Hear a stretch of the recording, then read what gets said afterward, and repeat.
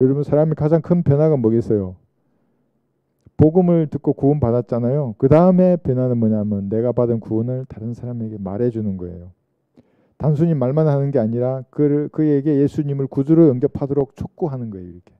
그리고 그가 의지를 사용해서 이 영원한 생명을 선물로 받도록 하는 것을 아는 사람이에요. 이게 가장 큰 변화예요. 여러분 삶을 되돌아보고 어느 날 이제 내가 이 전도지도 나눠줄 줄 알고 이게 뭐냐고 물어보면 설명해서 갈보리 앞으로 그 사람을 데려갈 수 있으면 대단한 변화예요. 하나님 보시기에는. 그러지 않겠어요? 지옥으로 가던 사람이 어느 날 갈보리의 피로 구원받고 이제 은혜의 복음, 영원한 생명에 대해서 말하고 있는 거예요. 얼마나 큰 변화이겠습니까? 이렇게 여러분도 이게 참여했으면 좋겠습니다.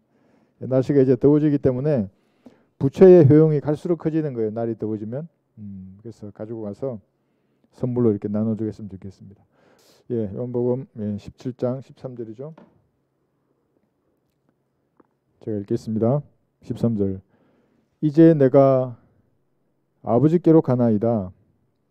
내가 세상에서 이런 것들을 말함은 나의 기쁨을 그들 안에서 충만케 하려 함이니이다이죠. 기쁨을 충만케 하려 한다고 말씀하고 있습니다. 여러분, 하나님이 어떤 분이시냐면 하나님은 뭘 주고 싶어 하시는 분이세요. 정말로. 주고 주시다가 뭘 마지막에 주시냐면 영원한 생명을 나누어 주시려고 하는 거예요. 예수님이 영원한 생명이지 않습니까? 그 영원한 생명을 나누어 주시려고 갈보리 십자가의 질고를 기쁨으로 지셨어요. 그러니까 하나님이 얼마나 자애하신 분인가. 세상에 신들이라고 하는 신들이 얼마나 많아요. 가만히 한번 보세요. 뭐 부처로부터 시작해서 자기들은 아니라고 하지만 그건 소문자 가시잖아요. 신들이에요. 마귀예요. 시작해서 얼마나 많은 신들이 있어요. 그 전부 다 뭘 안 준다고 이기쟁이에요. 전부 다. 알라는 아예 내려오지도 않잖아요. 하늘에서 그냥 알라 이러면서 있잖아요.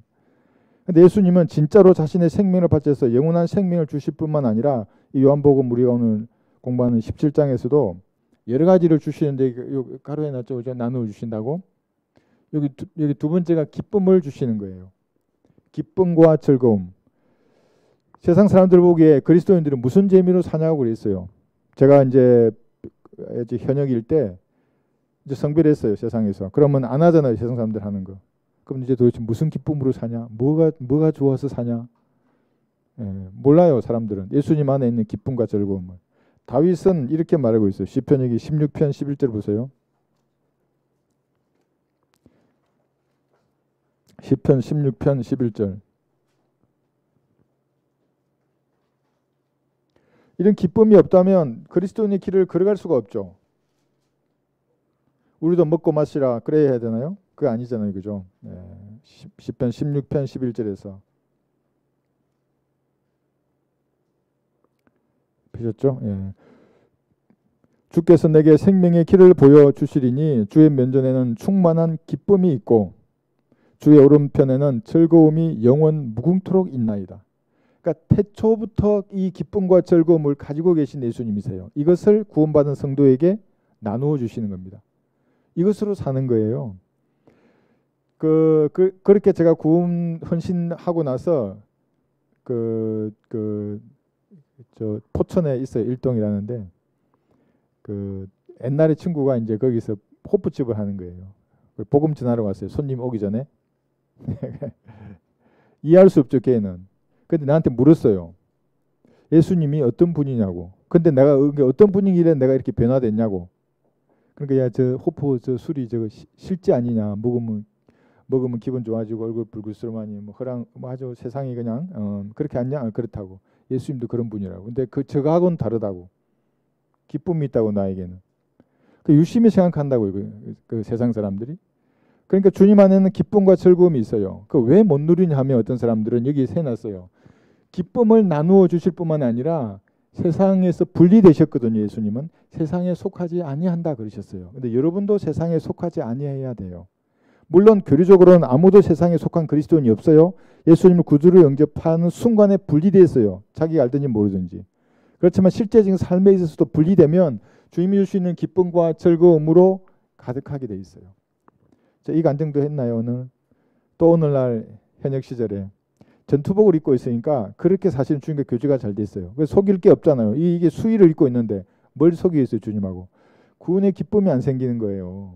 그러니까 지금 이제 밖에 나가서 순찰도 돌고 그러면 병사들 만나면 복음을 전해서 구령을 해야 되는데 기쁨이 없는데 어떻게 하겠어요? 그래서 또 무릎 꿇고 그 구석에 가서 저 안에 주님 갈보리 피로 구원받는 기쁨을 충만케 해주십시오.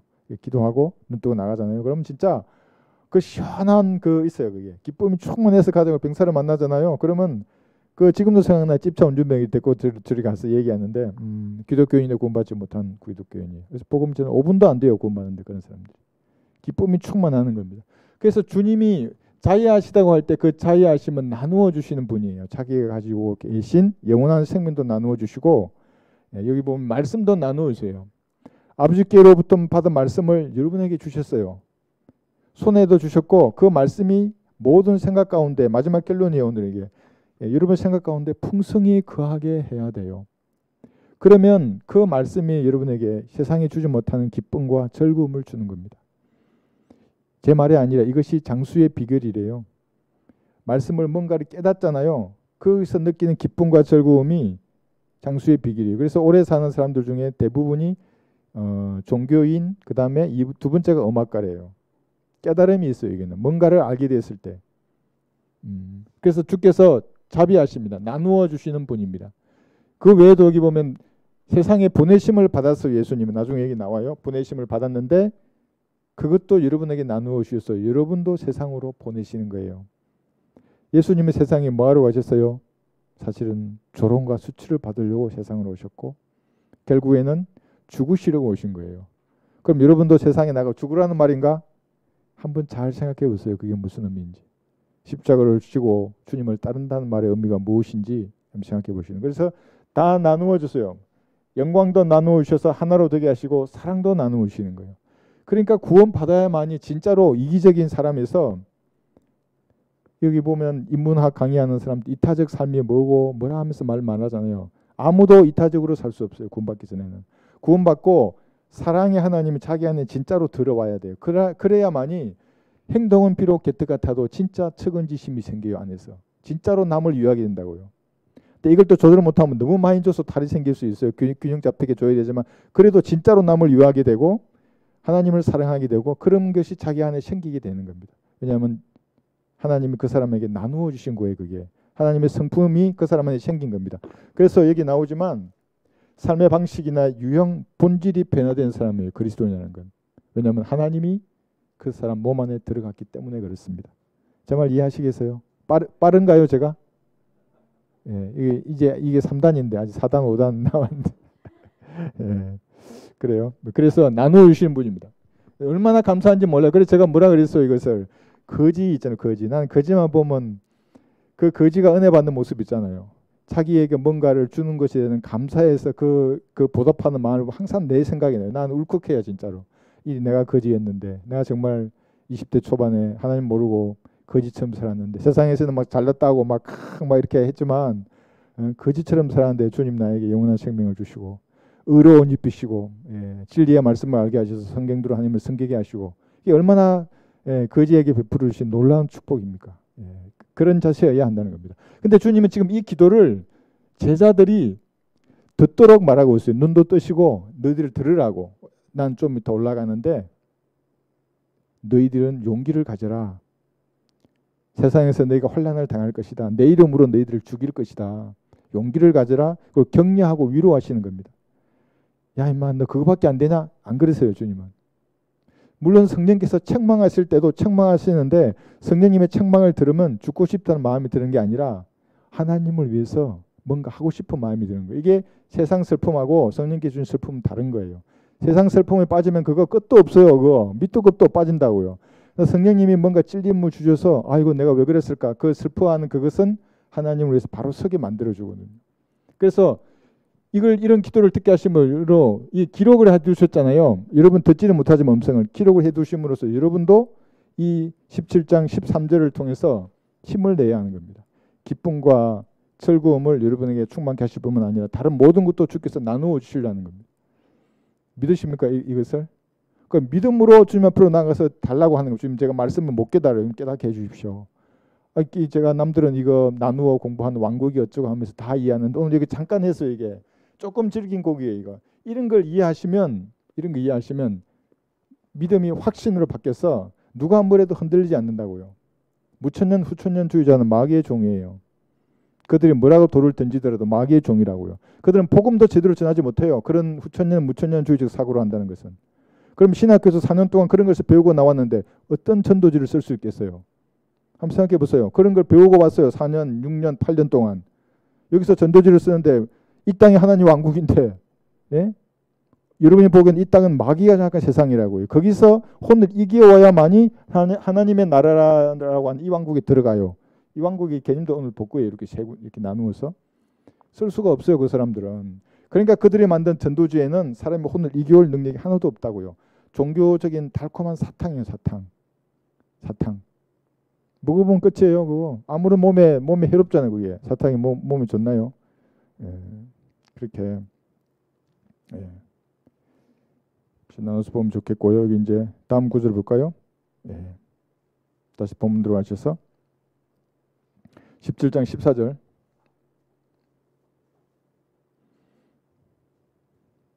내가 그들에게 아버지의 말씀을 주었더니예요. 세상이 그들을 미워하였나이다. 이는 내가 세상에 속하지 아니한 것 같이 그들도 세상에 속하지 아니하기 때문이옵니다. 제자들뿐만 아니라 지금 여러분에게 그대로 적용되는 말씀이에요. 여러분 여기 이 자리에 와 있는 것은 말씀을 주셨어요. 들을 길을 주셨기 때문에 여기 온 거예요. 끌려오신 분 있나요? 누가 끌고 그게 아니잖아요. 그죠? 들을 길을 가졌다고요. 어떤 형태로든지 무언가 들렸어요. 진리가. 그러니까 진리를 보고 여기 온 사람들은 그러니까 여기 말씀 그대로예요. 아버지의 말씀을 여러분에게 주셨어요. 그러니까 어떻게 해요? 그 말씀에 의한 믿음으로 살면 이 세상의 통치자 마귀가 통치하잖아요. 미워하게 돼 있어요. 여러분이 말씀을 듣고 이제 깨달아서 기쁨이 충만해요. 이제 그렇구나. 근데 이 믿음을 실행하는 순간에 마귀의 위험은 실제적으로 다가오게 되어 있습니다. 볼까요? 예. 요한일서 2장 15절 보시면 요한일서 2장 15절 15중 16절 요한일서 2장 15, 16절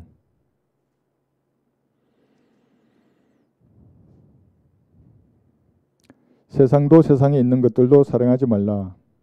누구든지 세상을 사랑하면 아버지를 사랑함이 그 안에 있지 아니하니 이는 세상에 있는 모든 것이 육신의 정욕과 안목의 정욕과 생의 자랑이요 아버지께 속한 것이 아니라 세상에 속한 것이기 때문이라.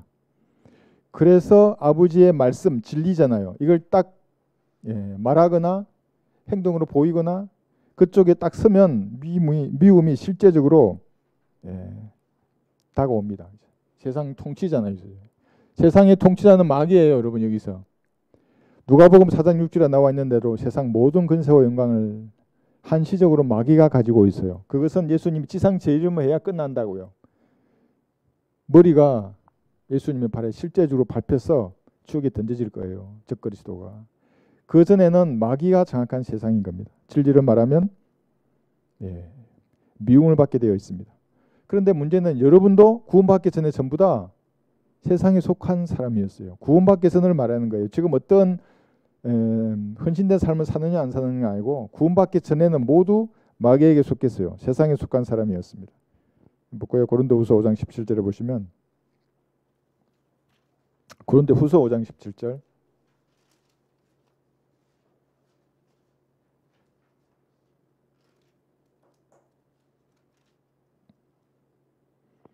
그러므로 누구든지 고린도후서 5장 17절 그리스도 안에 있으면 새로운 피조물이라 옛 것들은 지나갔으니 보라 모든 것이 새롭게 되었도다. 여기 그리스도 안에 있다는 말의 의미가 예수님을 구주로 영접해야 안으로 들어가는 거예요. 영적인 침례를 받아서 잠긴다고요. 그 몸 안으로. 그래서 그의 몸과 살과 뼈의 지체가 되는 겁니다. 그게 아니라 행위를 통해서 그리스도 안에서 교회의 모든 관습과 계명과 법률을 지키고 목사 말 잘 따르면 안에 있는다는 게 아니에요. 구주로 영접하는 사람이 새로운 피조물이 되어서 세상에서 빠져나오는 겁니다. 그러면 마귀는 그의 혼을 빼앗긴 거예요. 여러분의 혼을 마귀가 빼앗겼어요. 누구한테 빼앗겼어요? 하나님한테 빼앗긴 거예요. 하나님은 정당한 값을 주고 뺏은 거예요. 그 값이 갈보리 피값이에요. 뺏겼어요. 그러니까 더 미워한다고요. 전에는 제가 내 자식이었는데 그 내가 끌고 지옥으로 가려고 그랬는데 갑자기 하나님의 자녀가 탁 되더만 이제 진리를 말하기 시작한다고요. 당연히 미워한다고요. 모든 흑암의 세력들이 그 사람만 보는 거예요. 오늘 유튜브로 지방에 계신 분들 있잖아요. 창원에도 계시고 제주도로부터 다 전국 삼천포에도 계시고 다 계신다고 그러죠. 부산에도 계시고 울산에도 있고 다 계세요. 이렇게 미국에도 계시고. 예. 마귀의 세력이 얼마나 여러분을 미워하겠어요. 여러분이 성경적 믿음을 실행하면 미워하게 돼 있어요.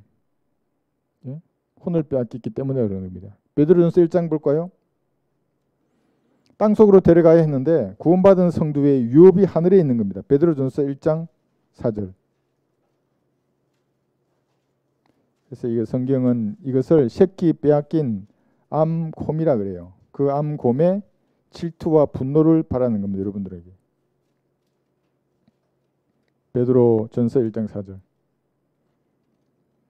이로써 우리에게 지극히 다시 베드로전서죠. 1장 4절. 너희를 위하여 하늘에 썩지 않고 더럽지 않고 세전하지 않는 유업을 간직해 두셨으니. 지옥에는 이런 유업이 없잖아요. 지옥은 고통의 장소인데. 그런데 구원받아 버리면 지옥이 아니라 이제 하늘에 이런 유업을 간직해 둔 거예요. 새 예루살렘 도성. 누구나 무료로 받잖아요. 핏값으로. 가는 거예요. 유업. 또 그 의도 옷으로 입을 거예요. 그죠? 그러니까 마귀가 미워하는 거예요. 대부분의 사람들은 유업이 없어요. 지옥의 자식으로 지옥으로 가게 돼 있는데 마귀가 그냥 그냥 품고 사는 거지. 그런데 어느 날 구원 딱 받아버리면 이제 완전히 달라져요. 그러면 미움을 받게 되어 있는 겁니다. 시민권도 하늘에 있어요. 빌립보서 3장 20절에 말씀해 보면 미워할 이유가 다 갖춰져 있다고요. 한때 자기 자식이었고 그런데 지금은 하늘의 유업을 가지고 있고 하늘의 시민권을 가지고 있기 때문에 마귀의 보기에는 눈에 가시거리라고요. 그렇겠죠? 예. 그 다음에 여기 보면 세상에 속하지 아니한 것 같이 이거 좀 복잡하게 그림을 그렸는데 이거 왜 그랬냐 하면 한번 잘 보세요. 장로교회 어느 교단이 모여가지고 목사들이 큰 강당에 모여가지고 회의를 하는데 예수님이 진짜 동정녀에서 태어났다고 말하는 파가 있고 아니라고 말하는 파가 있었어요. 아니라고 말하는 파의 목사들은 전부 마귀의 자식들이에요. 목사가 아니에요. 그러니까 그나마 동정녀 탄생 인정하는 목사도 있더라고요. 근데 싸워요. 이래서 가지고 막 항의를 하더라고. 왜 어떻게 동정녀에서 사람이 태어날 수 있냐고. 뿔만 안 달렸지 마귀의 자식이에요. 그 목사는. 그 제가 쉽게 설명해서 한번 보세요. 이게 잘못된 게 뭐냐면 마리아의 태 속에 있는 난자가 있는데 이 난자에 요셉이나 아니면 성령의 씨가 들어가서 난자와 결합해서 사람이 만들어졌다고 말하는 사람도 있어요. 그게 또 잘못된 거예요. 그게 아니라 또 다른 사람의 씨가 이 남자와 결합했다고 말하는 사람이 초림 때에도 있었어요. 이 요한복음 8장 41절 보세요. 그래서 저보고 하나님이 마리아를 강간했다고 말하는 사람도 있어요. 그래서 내가 그 인간한테 너는 마귀의 자식이라고 전화로 막 10분짜리 욕을 해요. 나한테. 그러면서 이거는 모른다고. 내가 한마디로 너는 마귀의 자식이라고. 요한복음 8장 41절. 이미 그들의 선배가 여기 기록되어 있어요. 요한복음 8장 41절. 그러니까 죄는 성경의 이 범주를 벗어날 수가 없어요. 요한복음 8장 41절. 너희는 너희 아비의 일들을 행하는 도다라고 하시더라. 예수님 그렇게 하셨어요. 이 마귀의 일이에요. 마귀의 자기 아비. 그때 그들이 주께 말하기를 우리는 음행을 통하여 나지 아니하였으며 우리에게는 한 분 아버지가 계시니 곧 하나님이시라고 하니 그랬죠. 하나님 아니에요. 이렇게 말하는 사람은 여기 음행을 통하여 나지 아니한다는 이 말의 의미는 뭐냐면 예수님 보고 당신은 음행을 통해서 났다 이 말이에요. 우리는 음행을 통해서 난 게 아니지만 너는 다른 남자의 씨이지 않느냐 이 말이거든요. 지금. 그러니까 이렇게 말하는 사람은 완전히 신성 모독적인 말을 주장하는 사람들이에요. 성경도 하나님의 능력도 모르는 사람이에요. 그걸 목사들이 하고 있다고 싸운다고 뭐 동정녀 탕생했다 그러고 이건 안 했다 그러고 아이고 그런 데서 분리해야지. 그럼 목사라는 자들이 자 그런데 여기 한번 보세요. 제가 그냥 썼어요. 이거를 그림 그렸어요. 그게 아니라 씨의 처음에 씨가 성령으로 이 씨가 잉태된 거예요. 뭐 마리아의 태 안에서. 그럼 사람의 씨가 섞였어요? 안 섞였어요? 안 섞였다고요. 마리아의 난자나 요셉의 씨가 아니라고요. 예수님은 성령으로 잉태했다는 거였어요. 그래서 탯줄을 통해서 태반과 연결되어 있잖아요. 태반이 필터지 않습니까? 어머니하고. 그러니까 어머니의 피가 들어가진 않아요. 물론 이 탯줄이 동맥 두 개, 정맥 하나 있으면서 이렇게 영양분을 공급받고 또 배설을 하기도 해요. 그 탯줄을 통해서. 그러나 피는 공급되지 않는다고요. 피가 여기 생겼잖아요. 이 안에서 성령으로 잉태됐기 때문에 이 피는 하나님의 피라고요. 마리아의 피도 아니고 요셉의 피도 아니에요. 사도행전 20장 28절 한번 볼게요. 그래서 우리가 하나님의 피 그런 거예요. 피를 믿으라 그래 놓고 말은 그렇게 하면서도 또 다른 여기 씨가 이게 마리아의 난조와 결합해서 애가 낳았다고 말하면 그건 뭐 하는 사람이에요? 마귀의 자식이지. 사도행전 20장 28절. 28절. 예, 사도행전 20장 28절. 그러므로 너희 자신을 조심하고 모든 양떼에게도 그리하라. 이들을 위하여 성령께서는 너희를 감독자들로 세우셨으며 하나님께서 자신의 피로 사신 하나님의 교회를 돌보게 하셨느니라. 자신의 피로 샀다 했잖아요. 그래서 예수님의 피는 하나님의 피라는 겁니다. 하나님 자신의 피. 그러니까 하나님의 피예요. 예수님의 피는. 사람의 피가 아니에요. 요셉의 피도 아니고 섞인 것도 아니고 마리아의 씨가 섞인 것도 아니에요. 성령으로 잉태됐다는 거예요. 마태복음 여기 1장 18절의 의미가 그 의미예요. 성령으로 잉태되었다는 말이. 인간의 난자나 인간의 정자가 섞인 게 아니라고요. 마태복음 1장 여기 18절 보시면 그 동정녀 탄생을 거부하는 사람이 거의 어떻게 목사가 될 수 있어요? 그러니까 우리 오전 성경공부 시간 했잖아요. 나도 너와 같은 선지자라 이렇게 말하는 마귀의 종입니다. 그렇게 말하는 사람은. 이제 예수 그리스도의 탄생은 이러하니라. 그의 모친 마리아가 요셉과 정혼하였으나 동침하기 이전에 성령으로 잉태된 것이 그녀에게 나타났더라. 잉태된 것이 나타난 거예요. 이렇게 씨로. 이 씨가 처음부터 없었다고요. 그러니까. 성령으로 잉태된 거예요. 23절에도 나와요.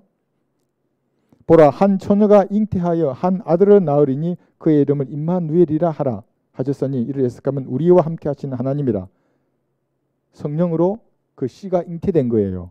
마리아나 요셉의 씨가 아니죠. 그죠? 어떤 제3의 남자가 아니에요. 그거는. 그러면 마귀의 자식이로 그렇게 믿는 순간에 이 성령으로 잉태했다고 분명히 말하잖아요. 한 처녀가 잉태하여 애를 낳았는데 그 애의 이름이 뭐예요? 하나님이에요.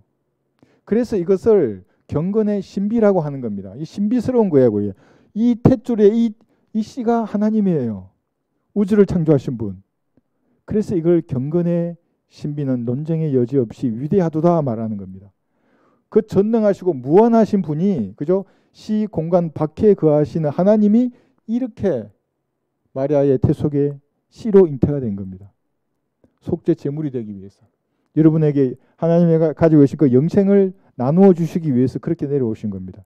이렇게 믿지 않고 있잖아요. 이제 이렇게 뭐가 섞이고 인간이 뭐 어쩌고 하는 이런 모든 말들은 사탄의 수작들이에요. 이렇게 다 했다고. 그 당시도 예수님 보고 네 음행을 통해서 났지 다른 씨가 섞였다는 거예요. 이렇게.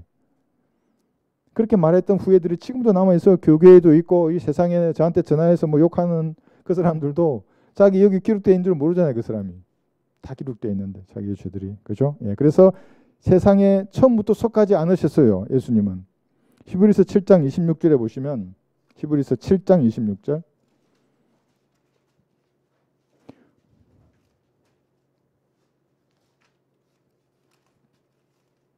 히브리서 7장 26절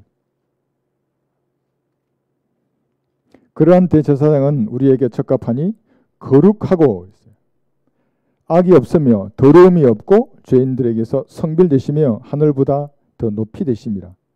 거룩하고 악이 없고 더러움이 없고 죄인들보다 성별되시며 그러니까 씨가 다르다고 그랬어.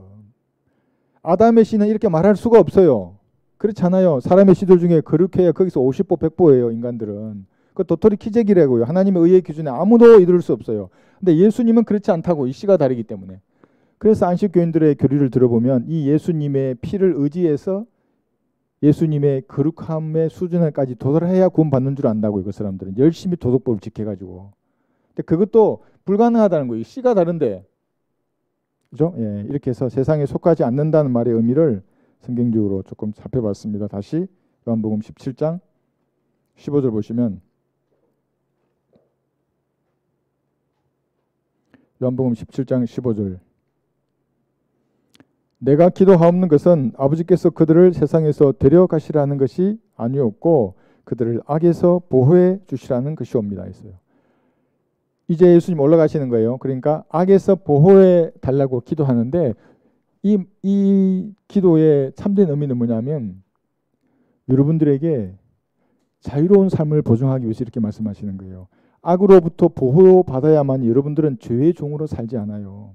근데 마귀로부터 보호받지 못하잖아요. 마귀는 즉시 죄를 짓게 해서 죄의 종으로 만들어버려요. 그러면 하나님의 자녀가 누리는 그 위대한 자유를 누릴 수 있을까요? 없을까요? 잘 알잖아요. 저도 잘 알아요. 죄를 짓는 순간 저는 어느 날 그렇게 생각했어요. 내가 죄를 지으면 저 찌그러진 깡통이 되는구나. 캔 있잖아요. 캔. 찌그러진 깡통 되는 사람이 내 지식이나 인격이나 감정이나 이런 게 이상해진다고 사람이. 마귀가 그걸 잘 알아요. 그러니까 한 번 그 찌그러진 깡통이 되고 이제 죄를 두 번, 세 번 지어봐요. 계속.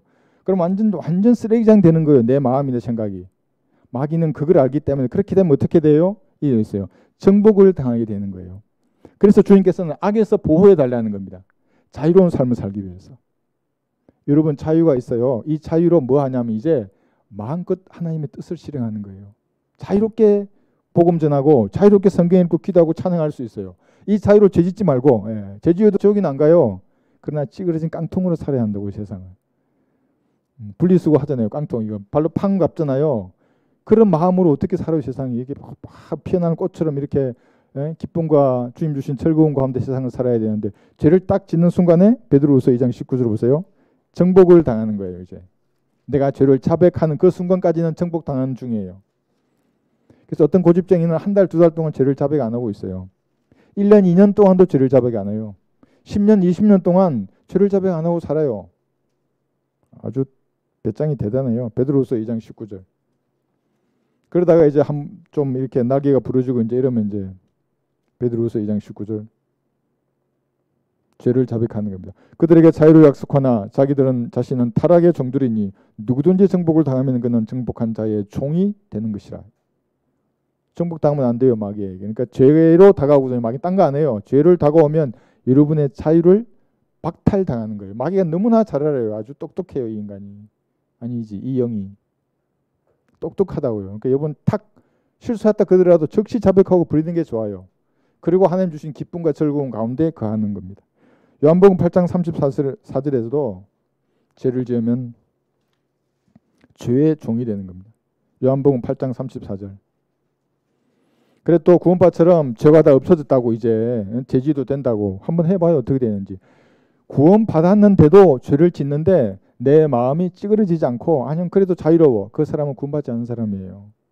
구원받아도 술 먹어도 돼요? 안 죽어요. 지옥에 안 가요. 그런데 구원받고 술 먹었는데도 여전히 기분 좋아. 술 깨고 나서도 공허함이 없고 또 먹고 싶어 술이. 너무나 즐거워. 하나도 양심이 안 찔려. 구원받지 않은 사람이에요. 저 말이 틀린 것 같으면 한번 해보세요. 아니, 하지 마. 하지 마요. 비용이 너무 커요. 하지 마요. 예. 안 해도 돼요. 요한복음 8장 34절. 8장 34절.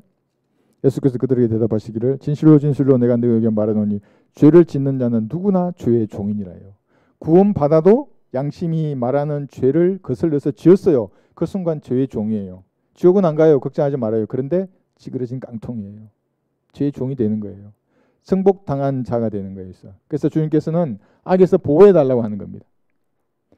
확신을 가하는 거예요. 처음 구원받을 때 누구나 이 확신이 사실은 제일 커요.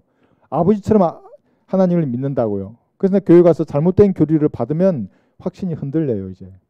그리고 죄를 짓고 나서 어떻게 처리해야 될까를 배우지 않으면 있잖아요. 아이들이 어떻게 돼요? 누가 돌보지 않으면. 기저귀도 갈아야 되고 뭐 밥도 먹어야 되는데 얼마나 엉망이 될 거 아니에요. 그렇게 되는 겁니다. 그래서 어린아이 때는 그런데 부모를 신뢰하듯이 확신 가운데 가는 겁니다. 디모데후서 4장 여기 보세요. 확신이 우선 돼야 합니다. 디모데후서 4장 18절에 보시면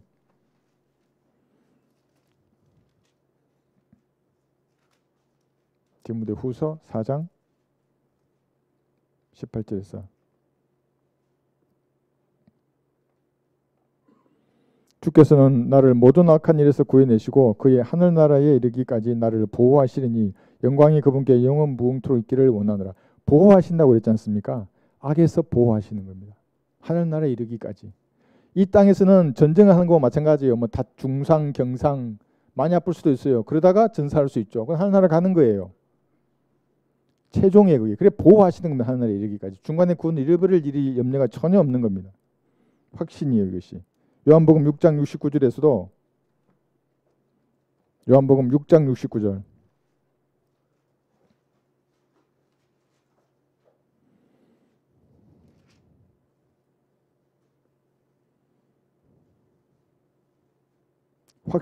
이 확신이 오전 설교에 배웠던 신념이라고 하는 겁니다.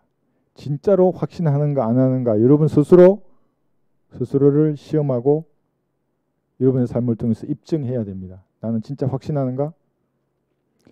우리는 주께서 그 그리스도 곧 살아계신 하나님의 아들이심을 믿으며, 여기서 끝나면 안 돼요. 믿으며 또 확신하나이다 라고 하니라. 그래서 세상을 이기는 믿음이 여기서 나오는 겁니다. 확신에서. 이 신념에서 나오는 겁니다.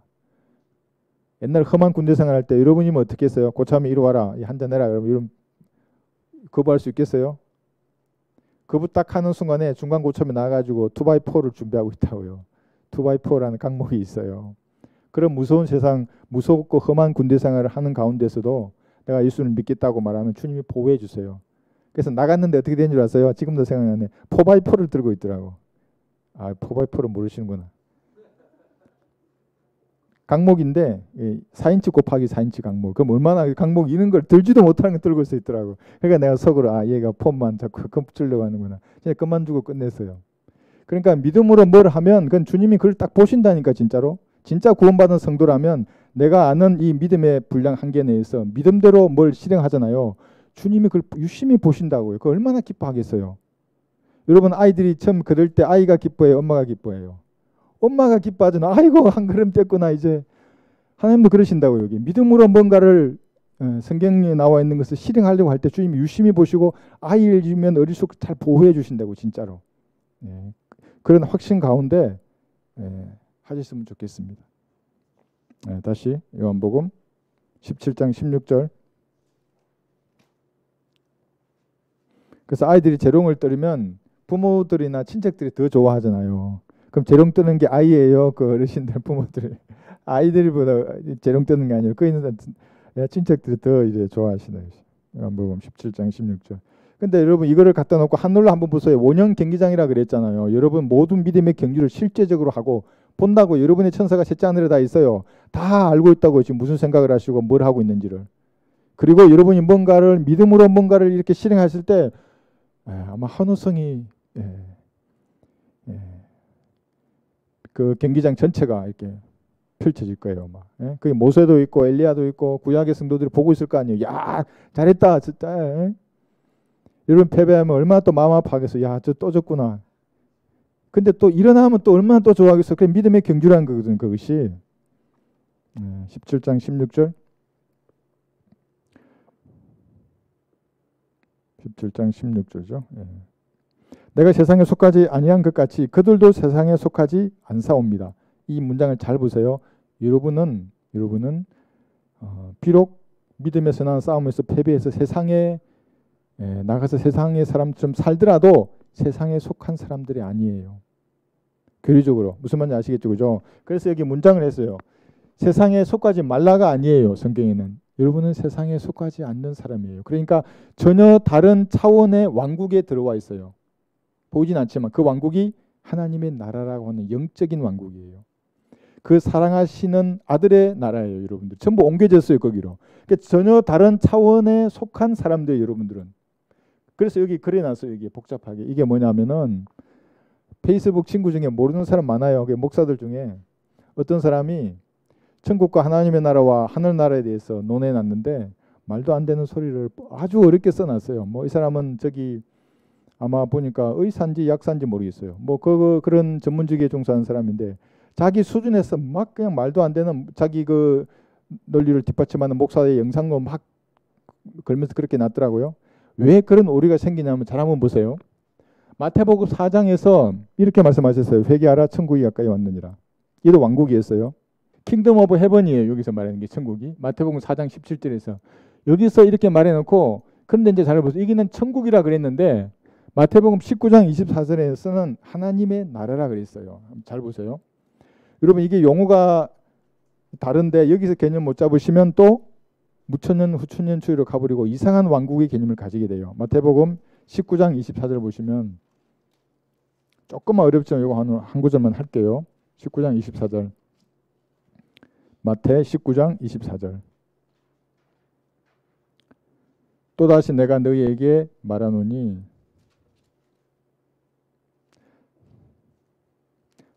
낙타가 바늘귀로 들어가는 것이 부자가 하나님의 나라에 들어가는 것보다 더 쉬우니라고 하시더라 했어요. 자, 여기서 말하는 하나님의 나라는 영적인 하나님의 나라, 영적인 왕국이에요? 아니면 실제적으로 물리적으로 눈에 보이는 왕국이에요?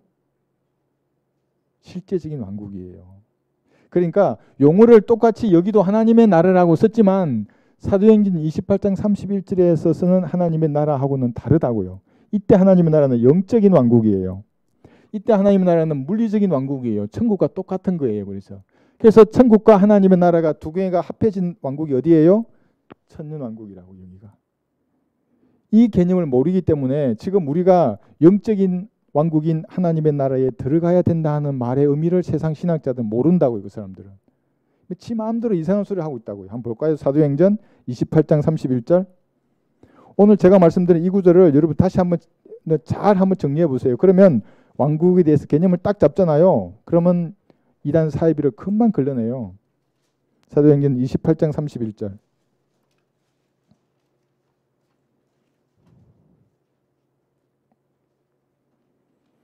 우리는 전혀 다른 왕국에 들어와 있습니다. 사도행전 28장 31절. 자, 마지막이죠? 예, 마지막 구절. 잘 보세요. 이제 사도 바울이 등장합니다. 또 하나님의 나라라는 용어를 쓰고 있어요. 하나님의 나라를 전파하고 주 예수 그리스도에 관한 일들을 가르치되 모든 담대함으로 하였으니 아무도 그를 금하는 사람이 없었더라. 자, 여기서 말하는 하나님의 나라는 영적인 왕국이에요? 아니면 예수님이 진짜로 통치하는 그 물리적인 왕국이에요? 영적인 왕국이에요. 이게. 같은 단어지만 지금 다르게 쓰잖아요. 그죠? 그런데 다시 천년왕국이 되면 실제적으로 물리적인 그리고 정치적인 그 왕국이 영적인 왕국과 하나로 통합된 왕국이 될 거예요. 이때도 그 왕국이 될 수 있었으니까 두 개의 개념을 동시에 쓴 거예요. 십자가 전이니까. 근데 십자가로 거부되니까 하나 된 A 플러스 B의 왕국이 여기에 들어선다고요. 여러분 아시겠죠? 그죠? 이것은 뭐냐면 성경에 딱 한 구절 여기에 나와요. 새 세대라 그래요. 마태복음 19장 28절. 이 구절을 이해하시면 내가 여러분이 다른 차원에 있다는 말의 의미를 조금 아실 거예요. 마태복음 19장 28절. 다른 곳에 가면 다른 분은 이거 하나만 가지고 1시간을 얘기하더라고요. 우리 성도들은 충분히 이걸 다 이해하실 만하니까 제가 여기 조금 넣어서 마태 19장 28절에 보시면, 자 보세요. 새 세대. 예수께서 그들에게 말씀하시기를 진실로 내가 너희에게 말하노니 나를 따르는 너희들은 인자가, 그래서요. 지상에 재림하신 거예요. 이제 자기 영광의 보좌에 앉을 새 세대에 너희도 12보좌에 앉아 이스라엘 12지파를 심판하리라. 이게 영적인 지금 왕국을 말하는 거예요? 아니면 물리적이고 정치적인 왕국을 말하는 거예요? 정치적인 그 왕국이에요. 그래서 심판 실제로 하게 될 거예요. 그래서 이렇게 말씀하시다가 십자가로 연기되고 이때 왕국이 실제 들어오면 이 새 세대가 될 거거든요. 그러니까 여러분들은 지금 이 영적인 왕국에 들어와 있어요. 골로새서 1장 13절에 보시면 이렇게도 불러요. 이 왕국을.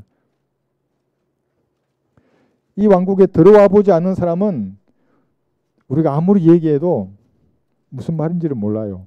그냥 이단 사이비님 뭐 인원수가 얼마니, 교회 크기가 얼마니 이따위 얘기만 하고 있는 거예요. 골로새서 1장 13절.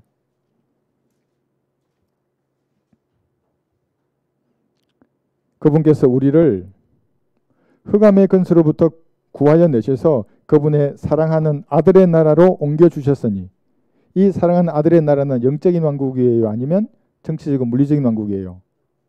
영적인 왕국이에요. 지금 들어가 있다고 여러분들이. 하나님의 나라에. 바울이 마지막에 말한 사도행전 28장 31절하고 같은 나라예요. 이 나라가. 이것을 로마서 14장 17절에는 뭐라 그러냐면 하나님의 나라라고 또 그래요. 한번 볼게요. 마지막으로. 로마서 14장 17절. 그래서 이것이 같은 왕국입니다. 이 왕국에 들어가 있기 때문에 여러분은 세상에 속하지 않는 겁니다. 이 왕국에 들어가야만 휴거돼서 올라가요. 이걸 또 오해해서 우리 교회에 와야 휴거된다 이 말 아니에요. 예, 뭐 내 말 들어야 휴거되고 우리 교회에서 휴거돼 그거 아니에요. 예, 로마서 14장 17절. 다만 우리 교회 소속이 되면 의미 있는 삶을 살 수는 있어요. 복음을 전하는 도구로 쓰임받는 일에 동참하게 되거든요. 기도와 물질로. 여기 14장 17절 로마서. 하나님의 나라는 먹고 마시는 것이 아니라 다만 성령 안에서 의와 화평과 기쁨이라. 이것이 영적인 왕국입니다. 의와 화평과 기쁨을 누린다고요. 기쁨이라고 했어요. 여기. 기쁨. 여기 있는 거 다 주님이 주시면 다 누릴 수 있어요. 물론 이거 분리되고 세상에 보내심을 받고 이런 것들이 겉으로 보기에는 고난이죠. 그게 고통스럽고 여기 나와 있어요. 주님도 이렇게 고난과 고통, 조롱과 수치를 당하시고 마지막엔 죽으셨잖아요. 세상에 보내셨어요. 그럼 그리스도인들은 뭐 하라고 보낸 겁니까? 이렇게 예수님이 하시고 500명이나 되는 사람들이 정인으로 봤어요. 구름을 타고 진짜로 올라가시는 모습을 봤거든요. 그 나중에 한 장소에 모여서 기도하는 사람은 120명이잖아요. 불과 얼마 되지 않았는데 380명은 어디로 간 거예요 도대체? 신념이 없는 사람들이라고 그러니까. 500명이 봤으면 사람이 죽었다가 구름 타고 올라가는 걸 봤는데 이거 뭐로 본 거예요? 무슨 환영으로 본 거예요? 뭐 홀로그래피 뭐 이런 거로 본 거예요? 380명 어디 간 거예요? 보내심을 받는 것도 그러니까 사실은 복입니다. 다시 본문 가셔서 17장 17절. 시간이 또 이렇게 됐네요. 요한복음 17장 17절.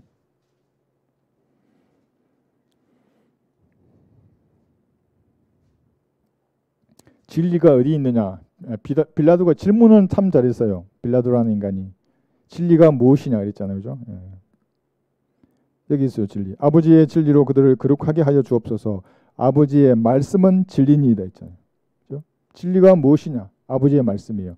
그런데 아버지의 말씀이 진리라는 건 마귀도 알기 때문에 마귀가 뭘 공격하겠어요?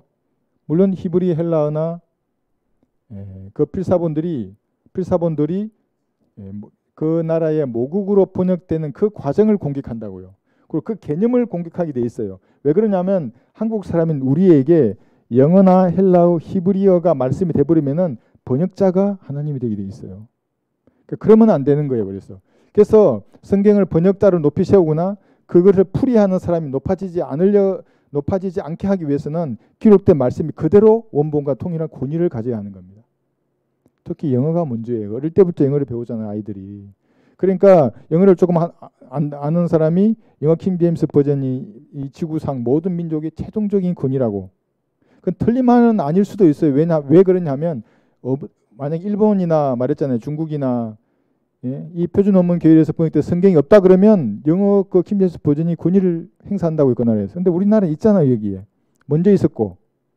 그죠? 그래서 항상 이 모국어 성경을 공격하게 되어 있습니다. 권위를 파괴. 왜냐하면 진리이기 때문에. 한글 킹제임스 성경이 진리이기 때문에 공격하게 되어 있는 겁니다. 빌라도가 질문했잖아요. 요한복음 여기 했죠. 18장 38절을 보시면 질문은 잘했어요. 문제는 들을 의향이 없는 게 문제죠. 빌라도가 주께 말하기를 진리가 무엇이냐고 하더라. 이 말을 한 후에 그가 다시 유대인들에게 나와서 말하기를 나는 이 사람에게서 아무런 잘못도 찾지 못하였노라. 물론 이래놓고 나중에는 타협합니다. 그런데 빌라도가 진리가 무엇이냐 그랬으면 들을 의향이 있는지 없는지 예수님 알았겠어요? 몰랐겠어요? 아신다고요. 왜냐하면 빌라도의 마음은 의심으로 가득 찬 사람이에요. 한번 생각해 보세요. 로마의 총독인데 정치인이에요. 군인인과 동시에 정치인이에요. 그 사람의 마음은 절대적인 진리에 대해서는 관심이 없는 사람이에요. 절대적 진리가 뭐예요? 그게 지가 부복해야 되거든. 그 총독이 왜 부복하겠어요? 먹고 마시고 쾌락을 누릴 게 천지가 널려 있는데 절대 진리가 뭐라 그러면 그걸 안 해야 되는데 그 어떻게 그걸 수용하겠어요? 현대인들도 똑같다고요. 그러니까 여러분이 아무리 복음을 전해도 그 사람들은 진리가 무엇이냐 질문을 할 수 있는데 들을 의향이 전혀 없어요. 답변을 못하는 거예요. 그러니까 아무도 답변 못해요. 여러분 외에는 할 수 없어요. 교만하고 수많은 죄들의 줄에 매여 있어요. 오전에 머리틀 했잖아요. 12만 개가 넘는 머리틀이. 사람이 오래 살면 살수록 더 많은 죄들의 줄에 매이게 돼 있어요. 그러니까 죄자인 참이 그래서 죽는 것입니다. 그죠? 이런 상태에서는 진리를 말해드려도 알 수가 없어요. 그 사람이. 절대 진리를 거부하기 때문에 그렇습니다. 아버지의 말씀이 진리입니다. 그래서 여기 17절 했죠. 다시 17장 18절 보시면 아버지께서 나를 세상에 보내신 것 같이 나도 그들을 세상에 보내사옵니다. 지금 이 성경 말씀은 여러분에게 그대로 적용하는 겁니다. 여러분을 세상에 보냈어요. 뭐하러 보냈어요? 말씀을 전파하는 겁니다. 예수님처럼. 예수님도 아버지의 말씀을 전했어요. 여러분도 아버지의 말씀을 전하는 겁니다. 그래서 그 좋은 도구들이 부채나 책가피로 나와 있는 겁니다. 이렇게. 그죠? 예. 부활의 정인 500명 여기다 했어요. 120명은 모여서 기다렸는데 380명은 어디로 갔는지 알 수가 없어요. 도망갔잖아요. 이 사람들. 똑같이 세상으로 보냈는데 없어졌어요. 신념이 없는 사람들입니다. 마지막 19절 보겠습니다. 요한복음 17장 19절. 또 그들을 위하여 나는 나 자신을 거룩하게 하오니 이는 그들도 진리를 통해 거룩하게 되기 위함이옵니다. 그래서 위함이니이다 했죠. 진리를 통해 거룩하게 된다고 했는데. 자, 여기 보세요. 여기 말씀이에요. 전부. 정답은 말씀이에요. 이게 뭐냐면 그 어떤 분이 저한테 물었어요. 그 조현병을 앓고 있다고 하는 어떤 여자분이에요. 그래서 제가 마귀를 이기는 그리스도의 보혈의 능력이라는 책을 추천해 줬었거든요. 한 6개월 됐나? 오래전에 추천했는데 또 물었더라고요. 메일로. 그래서 내가 또 그 책을 추천했어요. 할 얘기가 없어요. 마귀를 이기는 그리스도의 보혈의 능력. 그 읽어보라고 했더만 뭐라고 답장했냐면 무서워서 못 읽겠대요. 책을. 책을 펼쳐는 본 거예요. 아니 읽어야 된다고 책을. 왜냐하면 생각 속에 자리 잡은 마귀의 잔재를 쫓지 않는 한 내가 아무리 말을 잘해줘봐요. 예? 마귀가 어떻게 떠나겠어요? 본인이 생각 가운데 있는 마귀의 진지를 파괴하려면 본인이 그걸 버려야 된다고요. 의지로. 그리고 주님의 말씀을 내가 택하고 내 생각 가운데 말씀으로 풍성히 쌓지 않는 한 이거 불가능하다고요. 그런 정신적인 문제를 이기기 위해서는. 조현병만 정신병이 아니에요. 예수님을 구주로 영접하지 않는 사람들도 정신병자들이고 예수님을 구주로 영접했더라도 확고한 신념 없이 이렇게 흔들리면서 세상에 양다리 걸쳐 사는 사람들도 정신병자들을 사실은. 본인이 인정하지 않아서 그렇지. 어떻게 정신병을 고치는가? 말씀밖에 없어요. 여기를 뗐잖아요. 청년이 무엇으로 자기 길을 정결케 하리니까 주의 말씀을 따라 조심할 것입니다. 말씀밖에 없어요. 무엇으로? 뭐 청년만 그런 게 아니에요. 죽을 때까지 사람은 뭐로 조심해야 하는 겁니까? 아버지의 말씀이에요. 찾아볼까요? 요한복음 여기 15장 3절. 깨끗하게 하는 것도 말씀이에요.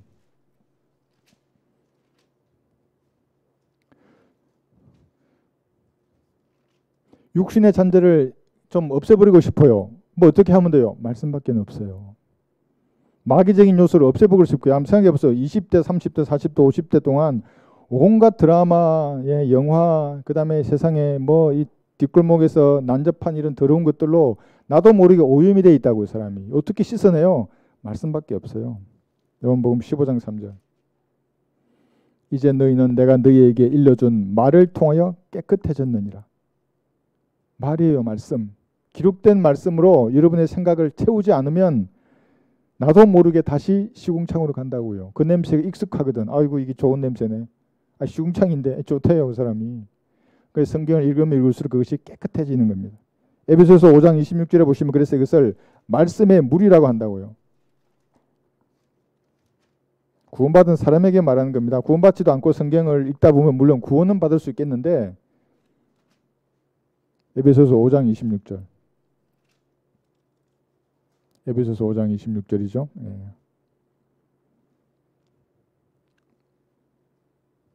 어떤 분이 저한테 먼저 전화해가지고 상담을 요구하길래 상담할 땐 제 말을 들으려고 상담하지 않나요? 근데 본인 말을 계속 하시는 거예요. 아니 나는 지금 바빠 죽겠는데 해야 할 일도 많은데. 그래서 내가 아니 상담을 요청하셨으면 내 말을 좀 들으라고. 근데 조금 하면 또 자기 말을 하는 거예요. 그래서 내가 아니 다음에 하라고 한테 전화를 끊고 그 여차저차 결국에는 내가 다시 연락하지 말라 그랬어. 왜 그랬냐면 이분은 사람이 필요하대요. 마지막에 나한테 하는 말이. 자기를 이해해주고 이렇게 친근하게 대하고 뭐 자신의 허물과 죄를 덮어주고 뭐 어쩌고. 근데 그게 아니라 사람은 원래 타인에게 무관심해요. 이기적이라고요. 모든 사람은. 그래서 사람을 가까이 하면 성경에 뭐냐면 사람을 신뢰하면 저주받는다 그랬고 세상에서 사람을 가까이 하면 상처받는다고요. 상처 안 받으려면 뭐라 그래요? 영원히 자기를 유래해주고 친구처럼 동의해줄 분은 말씀밖에 없다고요. 상처 안 받아요. 말씀에 가까이 가보세요. 근데 그걸 뭐 내가 그래 마지막으로 썼어요. 말씀밖에 없다고. 사람을 찾지 말라고. 다시는 나의 길로 가지 말라고 했어요. 오늘 보고 계시나 모르겠다. 26절 이는 그가 교회를 말씀에 의한 물로 씻어 거룩하게 하시고 깨끗게 하사. 교회 여러분을 말하는 거예요. 여러분 각자를 씻는 물이 있어요. 말씀의 물이에요. 이건. 이 말씀의 물로 씻었으면 금만 깨끗해지는 게 아니라 여러분 속도 깨끗해져요. 그럼 말씀의 물로 씻어야겠어요? 안 씻어야겠어요? 씻어야 돼요. 말씀의 물로. 그래서 성경을 보고 귀로 듣고 공부하고 암송하고 여러분 삶에 적용하고 그렇게 하는 겁니다. 똑같은 문장 어제 읽었다 그래도 오늘 다르고 내일이 달라요. 말씀이. 왜 그러냐면 말씀이 여러분 의인화되어 있어요. 히브리서 4장 여기 펴보세요. 12절 보시면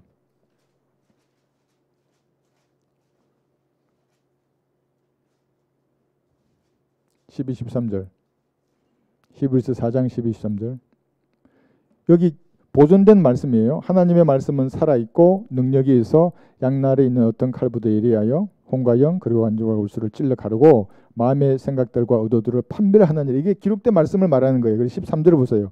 그 어떤 피조물도 그분 앞에 나타나지 않는 것이 하나도 없나니. 이게 그분이 뭐예요? 말씀이에요. 예수님이 아니라 말씀이에요. 어떻게 그럴 수가 있나? 그러니까 말씀이 살아있다고. 이 성경의 말씀이. 그러니까 여러분 속에 있는 그 모든 더러운 오물들을 다 씻어낸다고요. 말씀이. 그 말씀이 없으면 씻을 수 있어요? 없어요? 불가능해요. 교회에 출석하고 뭔가 열심히 교회 바치고 씻을 수 없다고 여러분 나 속에 있는 거. 이걸 씻으려면 말씀의 물 밖에는 없어요. 그것도 올바로 나누어 공부한 말씀이면 더 잘 씻긴다고요. 다 섞어서 씻는다 그러면 씻어내도 그대로 남아있어요. 오물들이. 그러니까 이렇게 말하면 왕국의 개념조차 모른다고요. 그 목사라는 분들이, 신학자라는 사람들이. 그런 사람이 전도지를 써가지고 북한에 보냈어요. 하나님 앞에 죄를 짓는 거예요. 그것은. 왜냐하면 그 전도지를 본 사람이 이렇게 하면 구원 받는 줄 알고 엉뚱하게 기도한다고요. 이게. 복음을 정확하게 나타내지 않고. 마지막 이 구절을 보고 마칠게요. 골로새서 3장 16절. 이 우리 아침에도 봤던 구절인데 골로새서 3장 16절이에요. 그래서 머리가 복잡해요. 아주 혼란스러워 죽겠어요. 풀고 싶으시잖아요. 말씀의 물로 그냥 씻어내면 돼요. 다 풀리게 돼 있어요. 다 씻게 내려가요. 골로새서 3장 16절. 그리스도의 말씀이 이 말씀을 말하는 거예요. 예, 또 환청으로 들리는 음성 들으려고 하다가는 망하는 거예요. 마귀가 그대로 심어 준다고요. 꿈꾸려 그래도 그대로 꿈꾸게 해줘요. 마귀도 예측해가지고 그 예측한 일주일 후에 일어날 일을 꿈에 나타나게 한다고요. 그 꿈이 나타났어요. 근데 일주일 후에 그게 딱 이루어졌지. 그러면 마귀의 종이 된 거예요. 이제 그 사람은. 그러면 안 된다고요. 기록된 말씀이 그래서 여기에 어떻게 일어나냐면 그리스도의 말씀이 그렇죠. 모든 지혜로 너희 안에 풍성히 거하게 하되 풍성해야 돼요. 말씀이. 대충 듣고 끝내지 말고 이 말의 의미를 정확하게 알려달라고. 지금 이게 무슨 뜻이죠? 따로도 가보고 저리도 가보고 이리도 가보고 그렇게 풍성히 거하게 해야 합니다. 시와 찬송과 영적인 노래로 서로 가르치고 건면하며 너희 마음속에서 언어로 주께 노래하고 이렇게 해서 한 주간도 승리하시는 여러분 되시기 바랍니다.